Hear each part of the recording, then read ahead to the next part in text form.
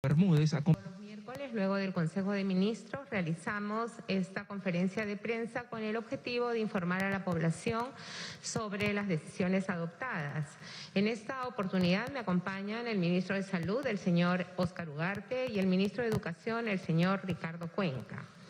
Quisiera empezar compartiendo con ustedes alguna información en relación al paro de los transportistas, situación que en este momento es de suma preocupación para toda la sociedad peruana, porque a partir de esta medida que han adoptado los transportistas, se encuentran muchas zonas del país bloqueadas, muchas carreteras bloqueadas, incluso nos acaban de reportar que hay dificultades para que el oxígeno pueda llegar en la zona de Huaycán.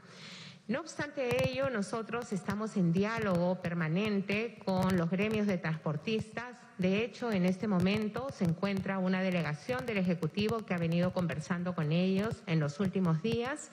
Esta delegación está conformada por el ministro de Transportes, los viceministros de Energía y Minas, así como altos funcionarios de los ministerios de Economía y Finanzas y de la Presidencia del Consejo de Ministros.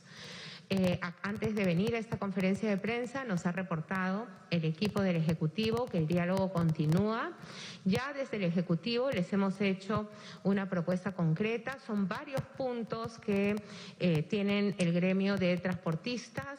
Afortunadamente, en la mayoría de ellos ya se ha llegado a un acuerdo y esperamos la respuesta final de sus gremios para poder superar este grave problema que entendemos la preocupación de los transportistas por el precio del petróleo que ha subido a nivel internacional, y les hemos propuesto medidas realistas, medidas que podemos atender desde el Estado peruano en este contexto actual de crisis y pandemia.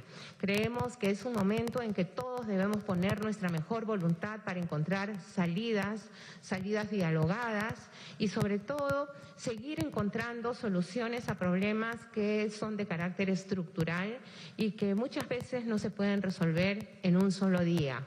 Por eso invocamos también, como lo estamos haciendo en la mesa de diálogo, a que los transportistas, dado que estamos en diálogo y encontrando soluciones que puedan responder a las demandas de las partes, les hacemos una invocación para que levanten el bloqueo de las carreteras, porque también esta situación es aprovechada por otras personas que lamentablemente cometen actos de vandalismo perjudicando a toda la población.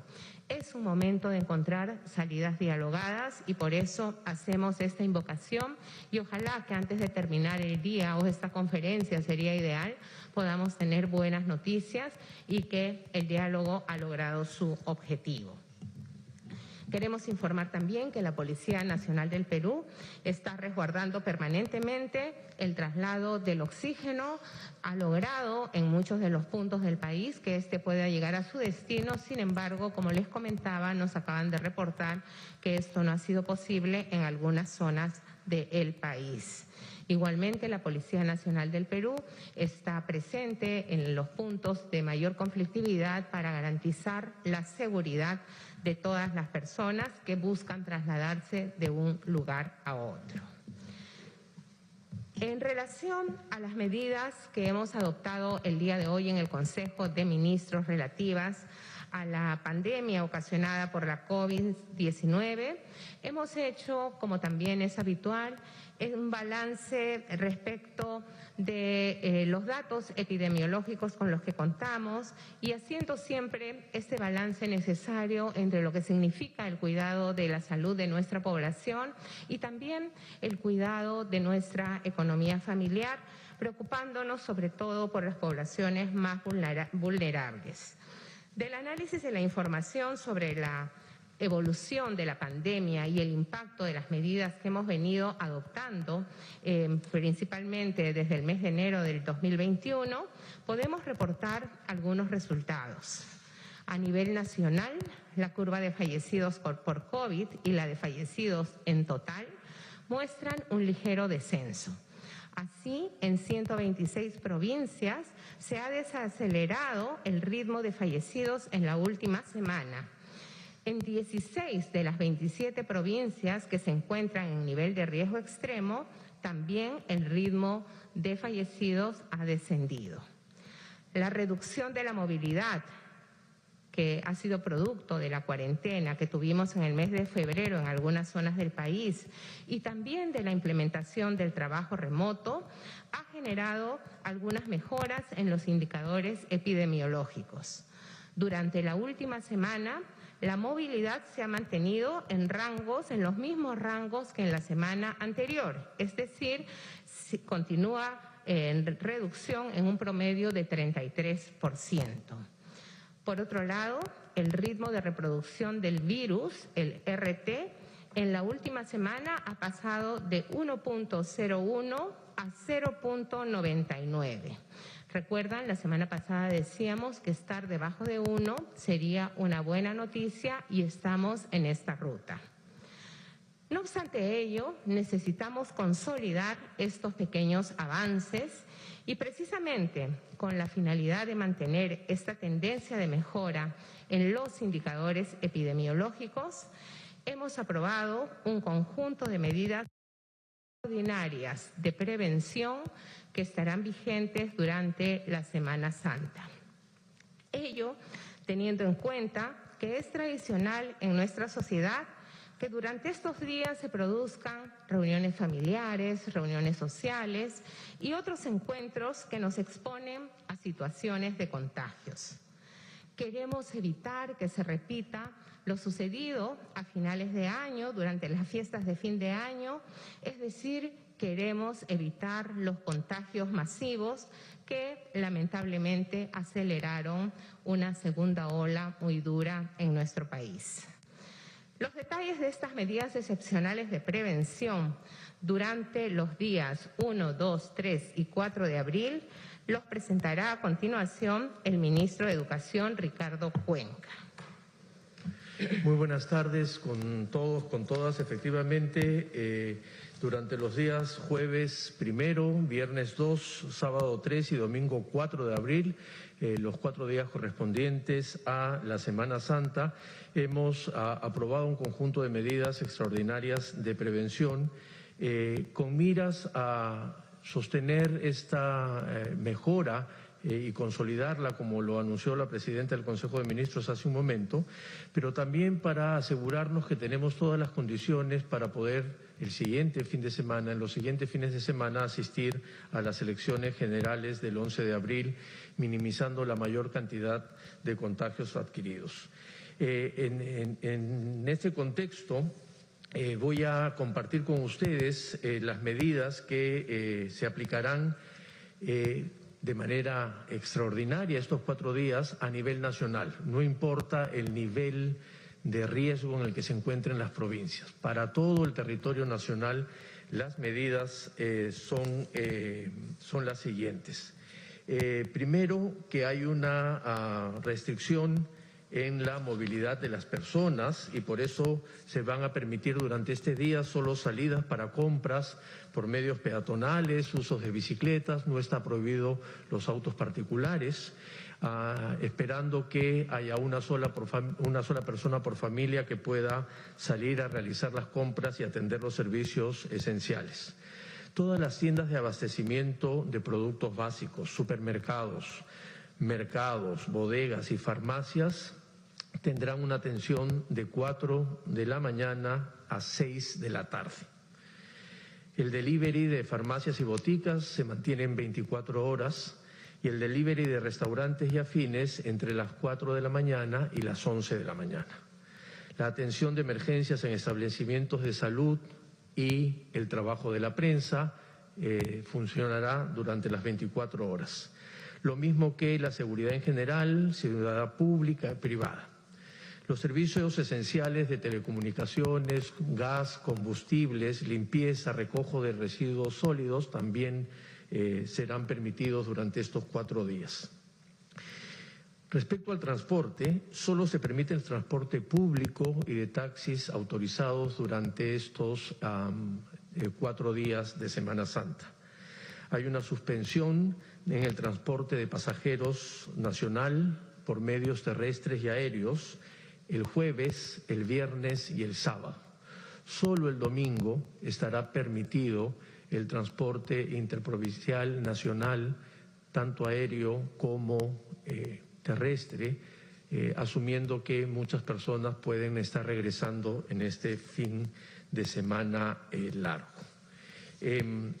Finalmente, volver a comentarles que este esfuerzo que tenemos que hacer todos en estos días de Semana Santa son con este doble objetivo: darnos una ayuda a todos y un sacrificio para poder consolidar esta curva que empieza poco a poco a descender, y además prepararnos para evitar contagios posteriores luego de un fin de semana largo que, como anunció la presidenta del Consejo de Ministros, suele ser un espacio, además de relación con las actividades religiosas, también de visitas y de espacios sociales.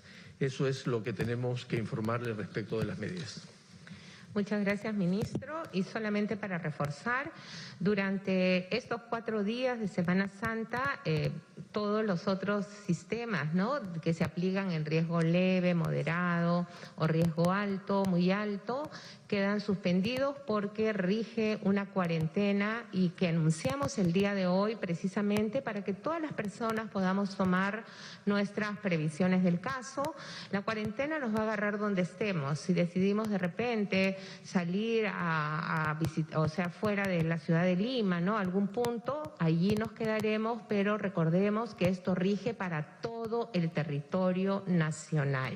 La idea es evitar la movilización de las personas y podremos salir a abastecernos de los alimentos que necesitemos para pasar estos días. Como dijo bien el ministro de Educación, seguirán funcionando los deliveries, farmacias 24 horas y restaurantes hasta las 11 de la noche. ¿Ya? No 11 de la mañana, 11 de la noche. Entonces, sí sabemos que es un nuevo sacrificio para todas las personas, pero lo hacemos con la seguridad de que esto nos va a ayudar a que la tendencia que se va mostrando todavía muy tenue pueda consolidarse y todas las personas lleguemos al 11 de abril, el día de las elecciones, con la tranquilidad de no habernos contagiado durante la Semana Santa. Respecto del proceso de vacunación, seguimos avanzando de manera progresiva conforme lo hemos venido anunciando. La vacunación de las personas adultas mayores y de los integrantes de las Fuerzas Armadas y de las Fuerzas Policiales avanza según lo programado. De las 50.310 dosis del primer lote de vacunas Pfizer, hemos logrado inocular con la primera dosis al 100% de las personas que estaban programadas. Sobre las 167.000 dosis de vacunas recibidas la semana pasada y sobre las 50.000 adicionales que llegan esta noche, ahora nos informará el ministro de Salud, Óscar Ugarte, respecto de los avances en la vacunación y las proyecciones para los siguientes días. Ministro, por favor. Muchas gracias, Premier. Efectivamente, como ha sido señalado por la primera ministra, queremos informar sobre el proceso de vacunación, particularmente lo referente a la vacunación de los adultos mayores, que ya empezó, como se ha informado desde la semana pasada, y que ahora se va a ampliar, se está ampliando a algunas regiones, y vamos a señalar cuál va a ser la estrategia de vacunación, aparte de las que ya se iniciaron a través de las instituciones a las cuales están afiliados, tanto de la Seguridad Social como Pensión 65 y los albergues, cómo se va a hacer con el resto de los adultos mayores que no pertenecen a ninguna de estas instituciones. Y podemos ver que vamos a iniciar a partir de esta semana, en adición a lo que ya se venía ejecutando con Seguridad Social, con los albergues, y paralelamente el personal activo de las Fuerzas Armadas y Policiales, que son los que nos resguardan y que están también en la primera prioridad, vamos a iniciar en 2 distritos de Lima que han sido seleccionados por ser distritos donde hay la mayor cantidad de casos y por lo tanto donde se justifica desde el punto de vista epidemiológico. En el caso son los 2 distritos San Juan del Lurigancho, que como ustedes saben tiene 1.300.000 habitantes, es un distrito un poco mayor que toda la población de la ciudad de Arequipa o que la ciudad de Trujillo, y por lo tanto es una población muy importante y donde se han concentrado, y ustedes recordarán haber visto mapas de calor, que es la forma como se identifica concentraciones urbanas donde hay una alta incidencia. Bueno, vamos a empezar desde el día de mañana, y ahora vamos a verlo más gráficamente, con las personas mayores de 100 años. Nos llamará la atención probablemente esto, pero en el censo, que es el padrón, digamos, del cual disponemos y como ya hemos informado, incorpora a 4.150.000 adultos mayores de 60 años. Ahí los tenemos identificados por DNI, por dirección, además a dónde acudirían si es que acuden a mesa de votación. Como sabemos, no todos los adultos mayores están obligados a votar, pero sí están referidos a un centro de votación y ese va a ser el punto de referencia para la vacunación. Pero queremos mostrarles porque hay en el distrito de San Juan del Lurigancho más de 60 adultos mayores de 100 años. Y en el caso del distrito de San Martín de Porres, que es el otro distrito que tiene altas tasas de incidencia, 94 adultos mayores. A ellos los tenemos identificados, mapeados a través de la georreferenciación, de la información de RENIEC, y por lo tanto no pedimos que vayan obviamente a ningún centro de votación, sino vamos a ir a visitarlos a sus casas y desde mañana se inicia ese proceso de vacunación a domicilio a estas personas. En paralelo a ellos, también en estos 2 distritos, reitero, San Juan del Lurigancho y San Martín de Porres, vamos a vacunar a todos los mayores de 80 años hasta los 100 años. En el caso de el distrito de San Juan del Lurigancho, estos, de acuerdo al padrón que es, como digo, RENIEC, existen 13.639 ciudadanos y ciudadanas. También están perfectamente identificados, ahora le vamos a mostrar un mapa donde se identifica su domicilio y se identifica además a qué centro de instituto educativo tendrían que asistir en el momento de votación, pero ese mismo instituto se convierte en el escenario del centro de votación. Igual en el caso de San Martín de Porres, en ese caso, pese a ser un distrito numéricamente menor que San Juan del Lurigancho, tiene más adultos mayores porque es un distrito, digamos, más antiguo desde el punto de vista de creación en la ciudad de Lima y por lo tanto hay una población mayor de edad y en mayor proporción que el distrito de San Juan del Lurigancho, que aún siendo mucho mayor en población total, sin embargo es una población más joven que la de el distrito de San Martín de Porres. Ahí son 15.063 que se van a vacunar en las fechas que están ahí consignadas. En el caso del distrito San Juan de Lurigancho, empiezan el día lunes de la próxima semana y sigue martes, miércoles, y los adultos mayores de 80 años de San Martín de Porres son jueves, viernes y sábado de la próxima semana, de 8 de la mañana a 5 de la tarde en los centros de votación a los cuales les correspondería asistir. no pretendo que lo vean en detalle, esto es simplemente para saber cómo es el padrón. Ahí ustedes, si quieren ver con detalle, este es San Juan del Lurigancho.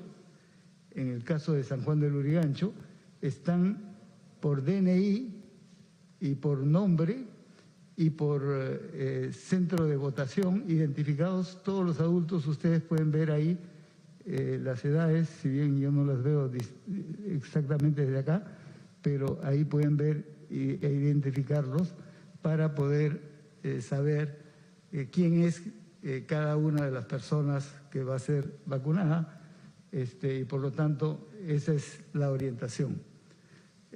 Podemos ver una cosa similar en este mapa, porque como hemos dicho, por los datos de RENIEC están georreferenciados. Cada uno de los puntos que se visualizan ahí son personas adultas mayores. Los colores, claro, no se distinguen muy bien los colores, pero son grupos de edad. Y ahí están tanto los mayores de 80 años como los mayores de 100 años, y pues sabemos, por lo tanto, dónde ubicarlos y a dónde van a asistir para los efectos de la vacunación. Esto es lo mismo en el caso de San Martín de Porres. Ustedes pueden ver ahí también la relación por DNI, nombres, edad y a qué centro de vacunación le correspondería. En el caso de, como he mencionado, de 100 años a más, no tienen que ir a ningún centro de votación, que sería de su votación, sino esperar en su domicilio, porque nosotros vamos a ir a vacunarlos. Ya sabemos dónde viven y en ese horario que hemos señalado serán vacunados desde el día de mañana y en los siguientes días. En el caso de San Martín de Porres, este es también un mapa donde están identificados por puntitos todos los adultos mayores en el distrito, y por lo tanto sabemos también en este caso perfectamente dónde se encuentran y a dónde vamos a ir a vacunarlos, o ellos van a saber cuál es su centro de votación y ahí deben asistir para los efectos de la votación en el caso de los de 80, digamos, hasta 100 años. En el otro caso los vamos a vacunar. Pero además va a estar colgada en la web del Ministerio de Salud desde el día de mañana a primera hora esta app, que es una app donde lo que tienen que hacer, obviamente si los adultos mayores no manejan, van a ser sus hijos, sus familiares, como sucede en otros casos, que entran a la web del Ministerio de Salud. Ahí va a haber un link vinculado al proceso de vacunación, y lo que tienen que poner son solamente los datos, es el DNI, el nombre, y ellos tienen que señalar cuando se avanza en el link. Ahora no lo podemos hacer, pero es muy sencillo. Cuando se avanza en esta app, lo que les va a preguntar es qué tipo de enfermedades tienen y si se pueden desplazar hacia centro de votación o si están postrados en casa, que es el dato principal que queremos obtener, porque de acuerdo a eso, si indican que están postrados en casa, vamos a ir a vacunarlos. Ya no estoy hablando de 100 años para arriba, que ahí todos lo vamos a buscar en casa, sino los de 80 a 100, si están postrados, también vamos a ir a vacunarlos en casa, y esto nos va a permitir tener además un dato muy importante, porque un porcentaje bastante amplio de los adultos mayores por lo general tienen comorbilidades, ¿no? Tienen hipertensión, tienen diabetes, y ese es un registro que nos permite para poder mejor atenderlos en el futuro. Básicamente esta es la información. Entonces los invitamos a ayudarnos, a difundir. Lo que estamos mostrando es el inicio en 2 distritos de Lima, pero luego vamos a ir a todos los distritos de Lima y vamos a anunciar en qué momento va tocando a cada distrito, pero además a todas las regiones del país. y por lo tanto en un proceso que estimamos de aquí hasta fines de abril o mayo habremos culminado la vacunación de todos nuestros adultos mayores. Muchas gracias, Premier. Muchas gracias. Muchas gracias, señores ministros. Damos paso entonces a las preguntas de la prensa. Empezamos con Omar Figueroa de TV Perú.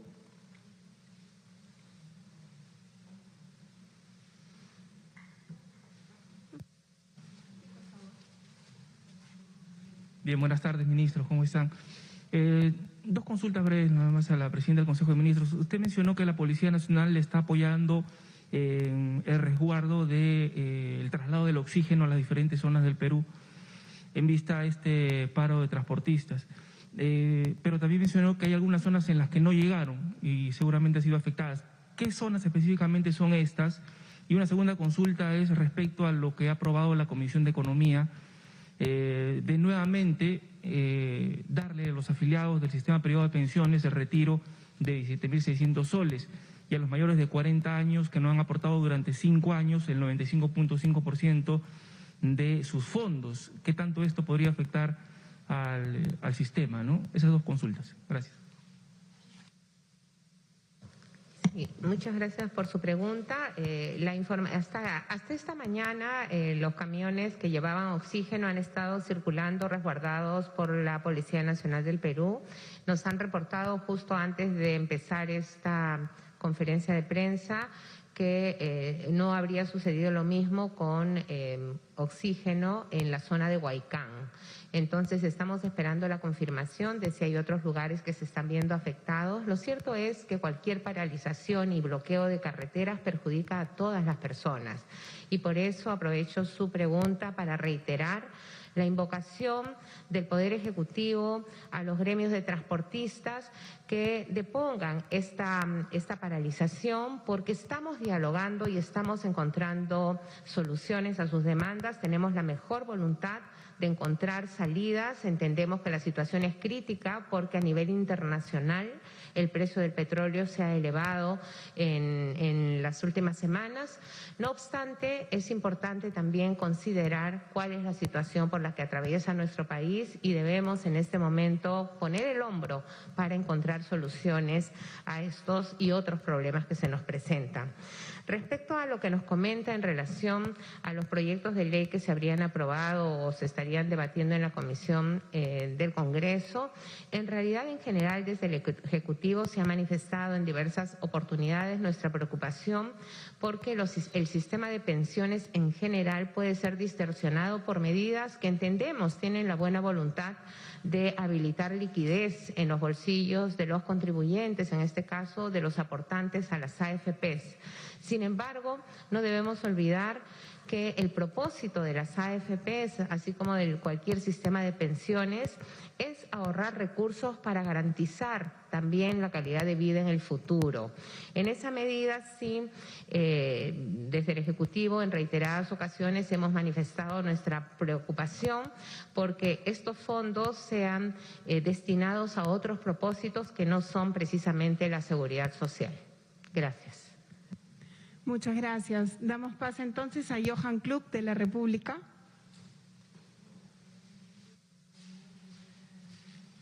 Ministros, buenas tardes.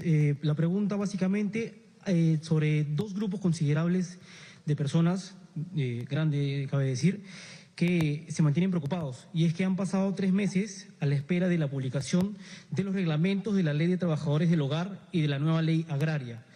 ¿Para cuándo estarían listos estas leyes? Y por otro lado, ¿por qué la falta de celeridad para cumplir con la entrega del subsidio de sepelio para familias afiliadas del CIS? Muchas gracias. En relación a los reglamentos que ha mencionado, precisamente esta mañana los respectivos ministros han informado que ya tienen las versiones prácticamente finales. Es altamente probable que en la próxima o a lo mucho en la subsiguiente semana los 2 reglamentos estén aprobados. En ambos casos las demoras tienen que ver porque hemos optado por hacer un proceso participativo y de diálogo para recibir los aportes en el primer caso, de las trabajadoras del hogar y en el segundo caso también los diferentes actores vinculados a la actividad agraria. Se ha hecho un proceso de consultas, se han recibido múltiples aportes a través de la página web del Ministerio de Trabajo. Se ha sistematizado estos aportes y se ha retornado con borradores de propuestas. Por eso es que el proceso ha tomado un poco más de tiempo que el que originalmente previó la ley, pero debe salir definitivamente antes de fin de mes ambos reglamentos. Sobre el CIS, ministro. Sí, gracias. En el caso del CIS, eso ya está regularizado y por lo tanto pueden ya ejecutarse, ya son los trámites administrativos respectivos, porque se está refiriendo a los subsidios en los casos en los cuales el CIS cubre los subsidios, como es el caso de muerte y maternidad, pero el funcionamiento normal del CIS viene desarrollándose y tiene el presupuesto necesario para cubrirlo en los meses que estamos ejecutando. Entonces, ahí no debería haber una preocupación, eso está en camino y por lo tanto deberían los asegurados acudir a las oficinas del CIS para regularizar en caso que esto ya no se haya producido.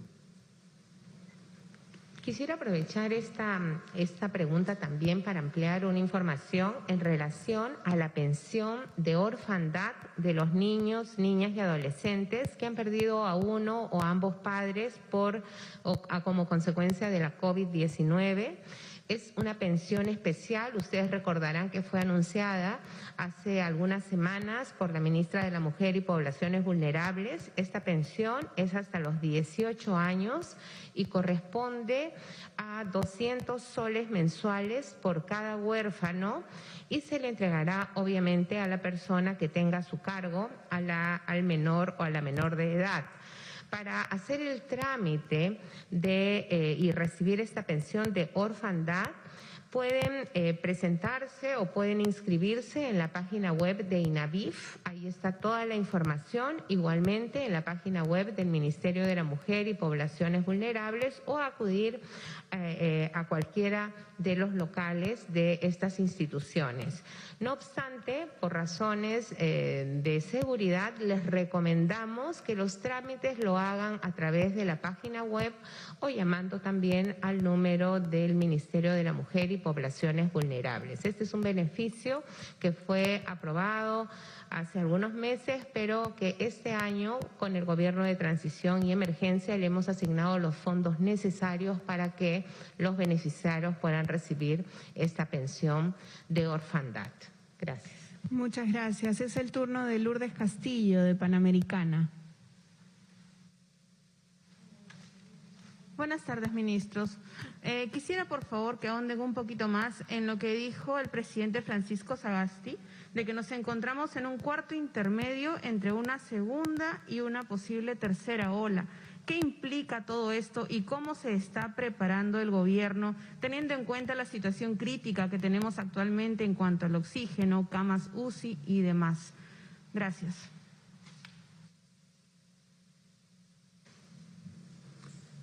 Sí, muchas gracias. Efectivamente, el presidente ha hecho referencia a algo que es una tendencia a nivel internacional, el que aparezcan una tercera ola, ahí donde ya había aparecido una segunda ola. Los países europeos, todos ellos, o por lo menos la gran mayoría, está en proceso, está sufriendo una tercera ola que de acuerdo a los países puede ser más intensa o menos intensa que lo fue la segunda. Esto, por supuesto, es también una posibilidad en América Latina en general y en Perú en particular. ¿Por qué es que se producen nuevas olas? En primer lugar, porque el virus sigue circulando en la comunidad.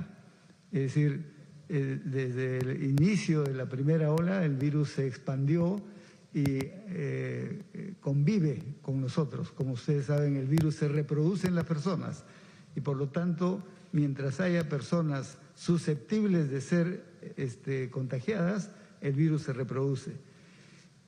Se pensó en determinado momento a nivel mundial, como ha sucedido con otros virus o bacterias, que el hecho de que las personas se vayan enfermando van generando inmunidad y por lo tanto se va cubriendo progresivamente hasta el 100% o un 80, 90% de las personas, y que eso produciría la denominada inmunidad de rebaño. Bueno, con este virus eso no sucede. ¿Por qué? Porque la inmunidad que genera esta enfermedad es transitoria. Estamos comprobando en el país, pero eso ya lo comprobaron otros países, que la inmunidad, es decir, las defensas que genera quien ha tenido la enfermedad o quien ha estado en contacto con el virus, aunque no haya hecho la enfermedad, y eso de acuerdo a los estudios cero prevalencia, en promedio está en el 40% a nivel nacional. Algunas regiones como Loreto, por ejemplo, está más del 70%. Sin embargo, eso no significaba que esas personas están protegidas indefinidamente. ¿Por qué? Porque lo que se está viendo es que la protección se va perdiendo. Y a los 5 o 6 meses les hacen la prueba y ya no aparecen los anticuerpos que generaron en determinado momento. Por lo tanto, no hay una protección espontánea a las personas, salvo transitoriamente, y como el virus puede reinfectar a las personas que incluso ya tuvieron la enfermedad. Es por eso que en el caso de este virus, a diferencia de otras enfermedades, pongamos el caso, el sarampión. Quien haya tenido el sarampión genera defensas y está protegido de por vida, ya no vuelve a tener sarampión. Igual quien se vacuna de polio ya no está protegido de por vida. Y así hay numerosas enfermedades, pero hay otras que no generan esa defensa. Y este es un virus que genera transitoriamente defensas y por eso es fundamental la estrategia de la vacunación, porque es lo único que va a poder garantizar una protección que incluso a estas alturas en el mundo la ciencia no sabe cuánto durará la protección de las propias vacunas, porque puede suceder que sea prolongada. En buena hora nos vacunamos una vez y ya no necesitamos más, pero eso no lo sabemos. Es probable, por lo menos hasta el momento, se prueba que por lo menos protege un año. ¿Qué es lo que sucede, por ejemplo, con las vacunas contra la influenza? La vacuna contra la influenza hay que irla renovando todos los años porque es tal el cambio que producen los propios virus que al año siguiente tiene que hacerse otra vacuna. Aquí no sabemos, esperamos que por lo menos nos proteja un año, ojalá más, pero reitero, la protección fundamental es la vacunación. Esto lo ha señalado también el presidente, lo ha comentado, pero no solo, ¿no? Tenemos que además fortalecer el primer nivel de atención, tenemos que ampliar el número de camas, tenemos que garantizar el oxígeno, tenemos que garantizar mayor camas UCI, y eso es parte de las metas que se está poniendo el gobierno para cuando culmine su mandato haya una protección suficiente en previsión de una tercera ola o cualquier situación que se pueda presentar a futuro. Muchas gracias. Sí, complementariamente hoy en el Consejo de Ministros hemos acordado la conformación de un grupo de trabajo que tiene el objetivo principal tomar todas las decisiones y diseñar una estrategia que incluyan un conjunto de actividades para justamente atender la llegada de una posible, ojalá que no, tercera ola. Como sabemos, y lo ha explicado muy bien el ministro Ugarte, esta pandemia es muy impredecible y aun cuando parte del combate a esta pandemia tiene que ver con las decisiones que toma el Estado en relación con el comportamiento de la sociedad, tenemos que estar preparados para ello y es por eso que se ha conformado este grupo con la idea de tener todo lo más preparado posible las acciones y las decisiones tomadas para poder activar una estrategia que pueda enfrentar esta tercera ola, ¿no? Gracias. Es el turno de Vanessa Sánchez, de Latina. Buenas tardes, Premier, ministros. Mi consulta es retornando al tema del paro que está preocupando a muchas personas. ¿Qué demandas de los transportistas serán difíciles de atender y por qué? Y además, ¿cuál es el impacto que está dejando este bloqueo? Porque además de tener inconvenientes con el traslado del oxígeno, la Sociedad de Comercio Exterior del Perú ha alertado que ya está generando problemas en el flujo de las exportaciones. Gracias. Sí, muchas gracias. En realidad estamos en pleno proceso de negociación y la idea es atender todas las demandas que sean posibles, pero tienen que ser dimensionadas también a la realidad económica y la realidad de prioridades que tenemos en nuestro país. Nosotros hemos visto bastante comprensión en los dirigentes de los gremios que están dialogando. Entendemos que ellos tienen que consultar con sus bases. Entendemos también que se ha elevado el precio del petróleo, del diésel a nivel internacional, y esto no depende solamente del caso peruano, pero estamos viendo la forma de dar una respuesta que busque un equilibrio, ¿no?, entre las posibilidades del país y también las demandas que ellos están planteando. Hay aspectos en su pliego de reclamos que definitivamente hemos coincidido con ellos, que es fundamental atenderlos, porque lamentablemente históricamente ha habido una burocracia que ha impedido que ellos puedan hacer efectivo, por ejemplo, el reembolso del 53% aprobado por ley del impuesto selectivo al consumo. Nosotros ahí sí podemos actuar y podemos decir inmediatamente: vamos a revisar los reglamentos, abreviar los procesos para que puedan tener esos reintegros de manera inmediata. Otros son un poco más complejos porque también dependen de los recursos con los que contamos, y que esto también es importante y se los hemos transmitido y se los transmitimos ahora al país, es que existen prioridades en este momento en el país sobre las cuales también no podemos dejar de lado, y la gran prioridad es la atención de la pandemia. La atención de la pandemia es la vacunación, porque es nuestro escudo protector, pero también es fortalecer y seguir fortaleciendo el sistema de salud. Tenemos que prepararnos para una eventual tercera ola que esperamos no llegue al país, pero tenemos que prepararnos para que no nos sorprenda. E igualmente todo el trabajo de prevención. Seguimos con las campañas de prevención, donde ustedes como medios de comunicación juegan un rol fundamental para utilizar, por ejemplo, algo que puede parecer tan básico, pero que es también un escudo de protección, que es el uso correcto de la mascarilla, y por otro lado también aquellas otras medidas complementarias que nos ayudan a aprender a vivir con este virus que todavía nos va a acompañar por un buen tiempo mientras logremos vacunar a toda la población. Gracias.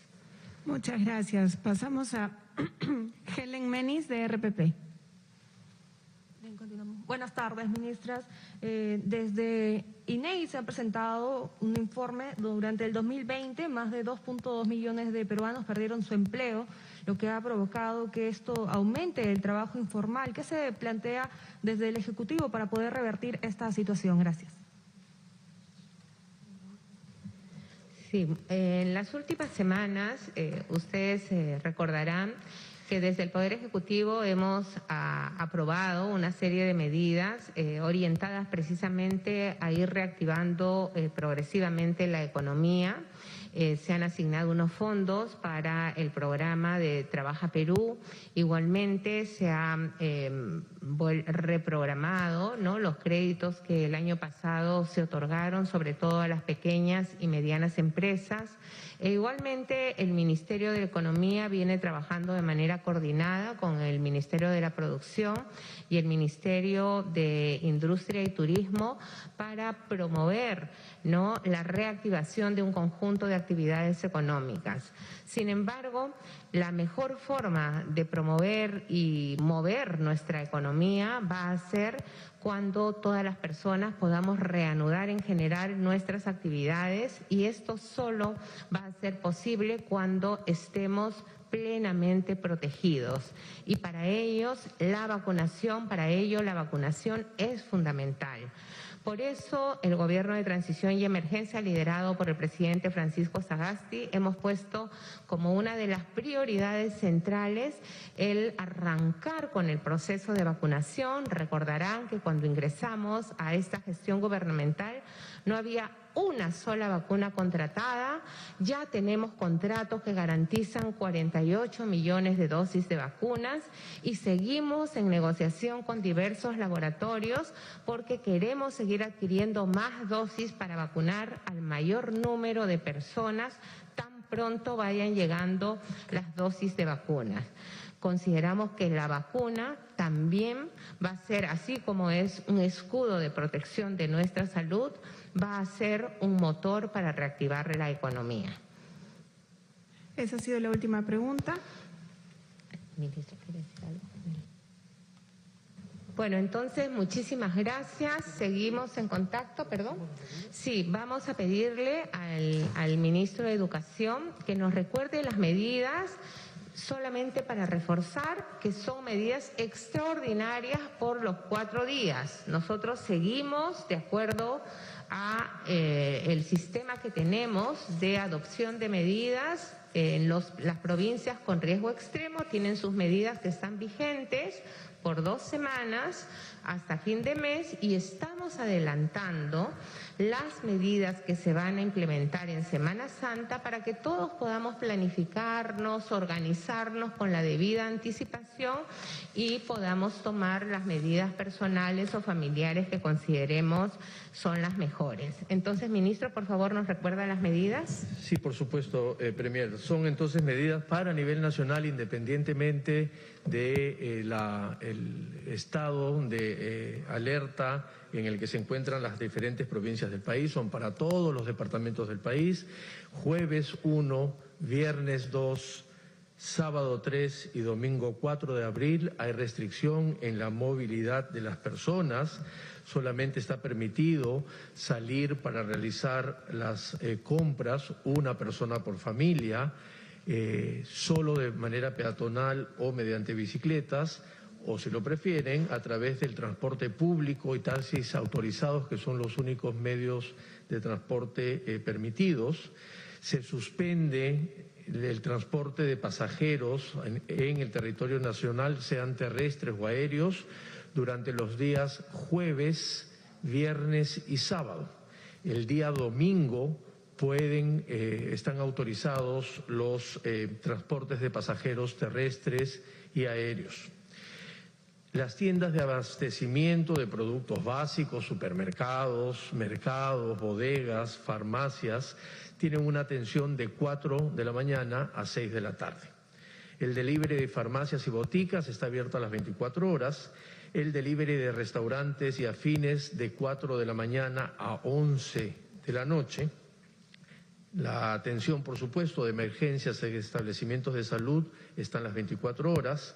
El trabajo de la prensa también las 24 horas, todos los servicios de seguridad ciudadana y además servicios básicos esenciales como servicios de agua, saneamiento, energía, gas, por supuesto limpieza y recojo de residuos sólidos, servicios de funeraria, todo aquello que es un servicio esencial.